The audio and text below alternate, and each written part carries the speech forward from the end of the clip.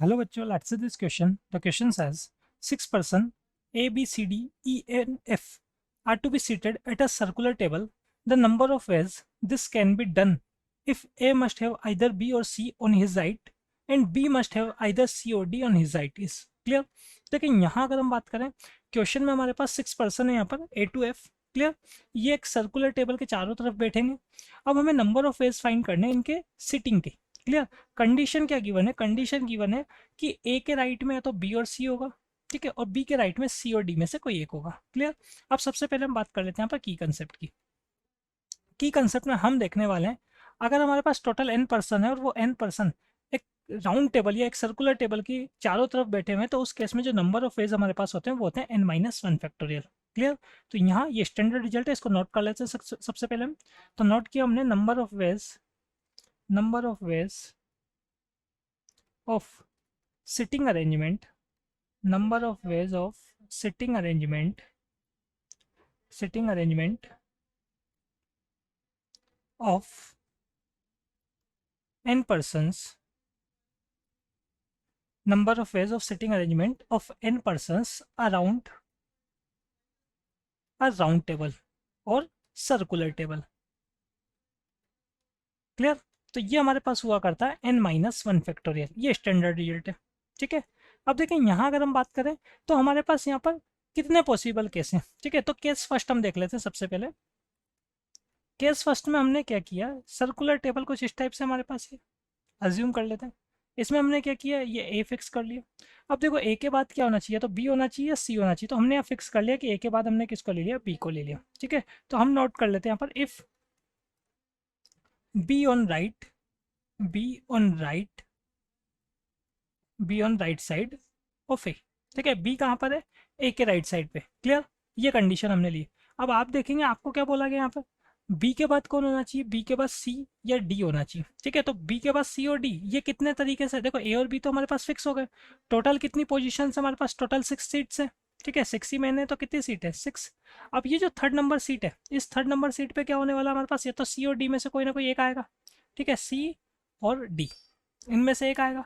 और बाकी तीन पे क्या होंगे, ये जो रिमेनिंग तीन है वो आएंगे. क्लियर. तो देखो यहाँ अगर मैं बात करूँ नंबर ऑफ वेज की, तो नंबर ऑफ वेज ये कैसे फाइंड होंगे देख लेते हैं. देखो ये जो थर्ड सीट हमारे पास है इस पे सी और डी में से कोई एक आएगा, इसका मतलब टू फैक्टोरियल मेथड. क्लियर.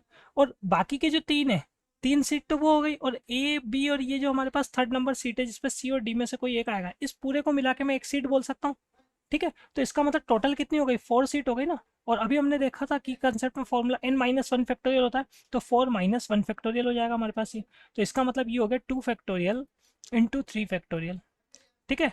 तो टू इंटू सिक्स अगर हम करेंगे तो ये कितना हो जाएगा हमारे पास यहाँ पर, 12 हो जाएगा. ठीक है. तो नंबर ऑफ फेज कितने हो गए, 12 हो गए. अब चलते हैं हम नेक्स्ट केस पे. क्लियर. Case second. देखो अभी हमने क्या किया था, ए के बाद बी को लिया.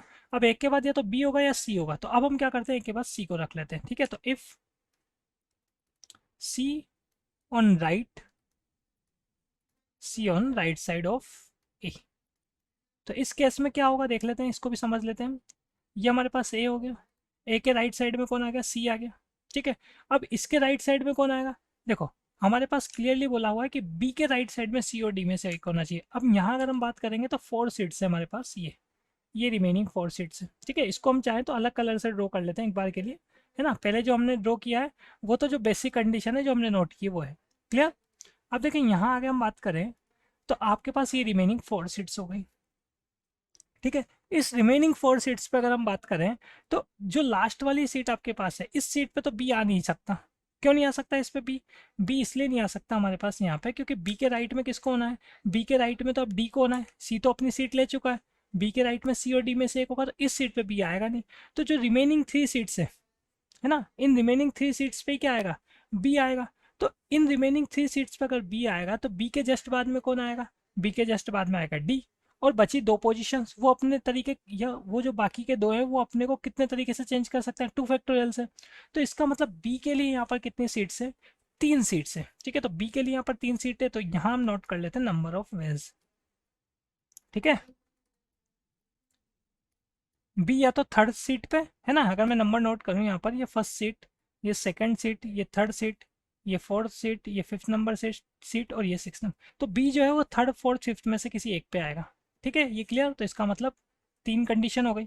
और डी तो उसके जस्ट बाद में आएगा इसे। अब बचे हुए दो, तो दोनों अपने कितने तरीके से सीट चेंज कर सकते हैं, 2 फैक्टोरियल मेथड से। तो ये कितना हो जाएगा हमारे पास, ये हो जाएगा यहाँ पर 6। क्लियर? तो अब हम फाइनली फाइंड कर सकते हैं यहाँ पर required number of ways. Clear? हमें क्या करना था क्वेश्चन में, अगर हम बात करें तो क्वेश्चन में क्या बोला था, क्वेश्चन में हमारे पास यहाँ पे इसके नंबर ऑफ वेज ही तो फाइंड कर सकते करने हमें। ठीक है, तो यहाँ हमने नोट कर दिया रिक्वायर्ड नंबर ऑफ वेज। इसके अलावा तो और कोई केस बनेगा नहीं हमारे पास। ए के बाद या तो बी को आना था या फिर सी को आना था। तो केस फर्स्ट में आया था हमारे पास 12, सेकंड में आया 6, तो सम हो गया इसका 18। Clear? So final answer is option number D. I hope you understood it well. Best of luck.